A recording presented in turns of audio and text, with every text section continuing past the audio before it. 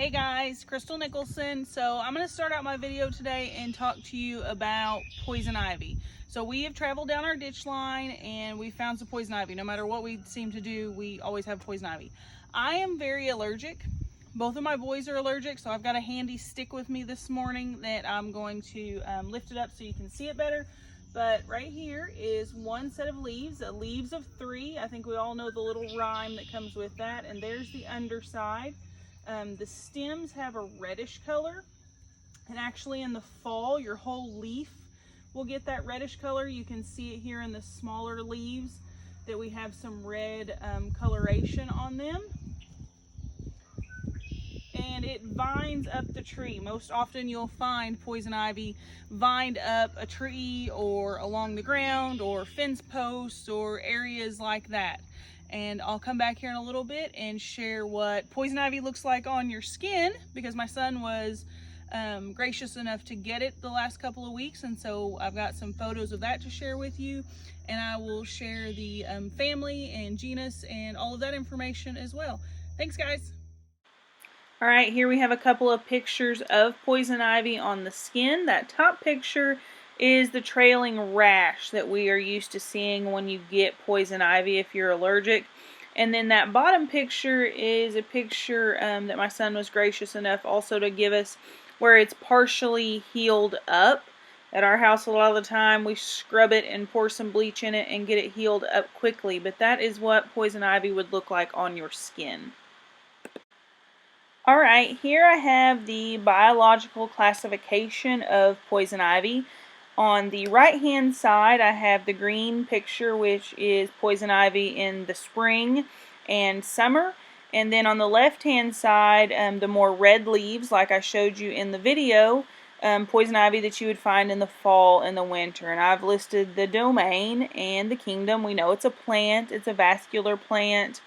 The classification, Dicotyledons, I'm pretty sure I'm murdering those.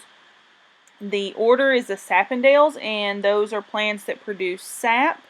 The family Anacardia is the same family as poison oak, poison sumac, but it's also the same family as cashews and pistachios. I thought that was really interesting. And then the genus is the poison oaks. Those are all classified together, and the species names is the Toxicindron radicans. And again, we know that poison ivy grows in vines, but also can be found in shrub shape. Here in the Ozark area, we normally see it on vines of trees and fence posts and areas like that, but it can also be found in shrub shape. Poison ivy is found everywhere in the contiguous United States, minus some small areas in some southwest desert regions. When you see poison ivy, it can be identified by groupings of 3. You'll have one large leaf and then 2 smaller leaves together. Those leaves, though, sometimes are smooth and sometimes notched. Poison ivy is very tricky, so you got to look for it in both ways. The leaves of 3 is your big distinguishing factor, though. In our area, we normally see the notched leaves, but you will see it smooth. And one thing that you do always have is a pointed tip on the leaf. So whether it's notched or it's smooth, if it's in a group of 3 and a pointed leaf, just avoid it if you are allergic. Another thing that you will find with poison ivy is that in the spring, sometimes there will be some green or white berries. I've never myself seen that, so next spring I am going to look for that when I see poison ivy from a distance, of course, because I'm allergic.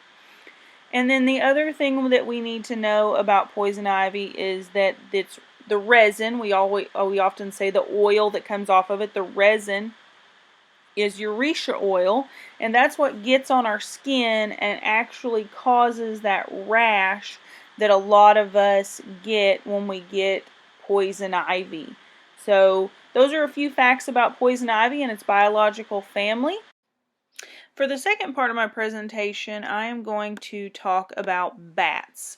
There are 16 different types of bats in Arkansas, but where I'm going to spend my time is on the red bat. And I've shown some of these bats here. We have the Indian bat, the large-eared bat, and the gray bat, and also the Batman. So those are the types of bats in Arkansas, and we'll talk about the red bat.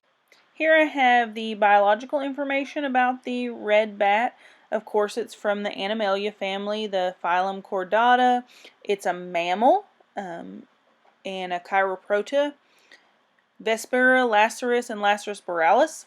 Again, I've probably murdered those names, but that is the biological family of the red bat. And I've included a photograph there. That is a male red bat.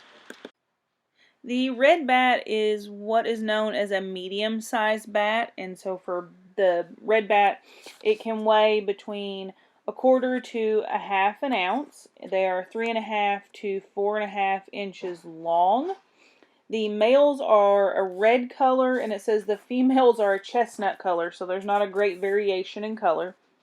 But all of their fur comes with white tips on the end, so it gives it a frosted look for them. Red bats dwell in trees and are often confused for dead leaves. So people don't even know that they have red bats because they look up and they look like little dead leaves hanging on the trees. If you're like me, I really wanted to get some video evidence of the red bat, so I started looking in the trees around my yard and different things, and it said they usually roost, and that's the word you use for it, 4 to 10 feet off the ground. And unfortunately, I didn't have any luck finding any red bats. I even reached out to my social media family hoping that someone would have some bats, but I had zero luck at all. So if you're looking for a red bat, it's going to look like a dead leaf, 4 to 10 feet up in the tree. And they prefer a hollowed out tree or a dead tree, so that's a good place to look as well. So after you've found some red bats, you might in the summertime be lucky enough to find a female bat with her pups. And red bats are kind of unique. Most bats only have one pup at a time, but red bats often have 3 and have even been known to have 4 and 5 pups in the summer. The mating of female and male red bats actually occurs in the air. Red bats are really important for the ecosystem. They're some of the first bats we see in the evening, so they're catching those early insects like mosquitoes that we want to keep under control. They're great for the insect control population, and they actually are some of the only bats that don't invade human homes. Thanks for watching. Can't wait for your questions.